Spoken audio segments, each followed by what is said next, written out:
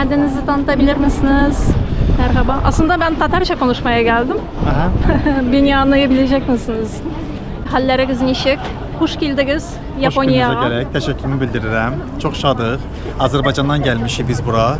Mən özüm tarifatçısıyam. Adım Sahib, familiyam Paşa, soyadım Paşazadə və sabahları inşallah qismət olsa burada bizim Azərbaycan pavilyonu burada. Bilirsiniz, çox gözəl bir pavilyonumuzdur. Özü A kateqoriyada pavilyondur. Bizə deyilən kimi və çox sevinirik biz buna görə.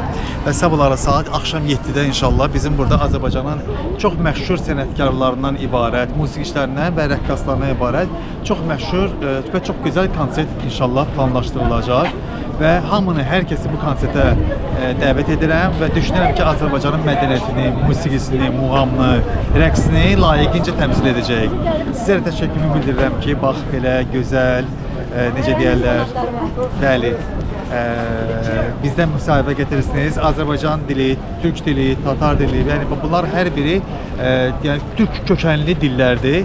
Ona görə də sizə təşəkkürümü bildirirəm və çox şadam ki, sizi gördüm, sizi tanıdım. Zor rəhmət. Mən də bir şad oldum tanışığınıza. Neçə dil biləsiniz? Mən 5 dil bilirəm. 5 dil. Bəli. Qaysılar? Azərbaycan dili, Türk dili, Rus dili, İngilis dili və bir az da kiçik Alman dili.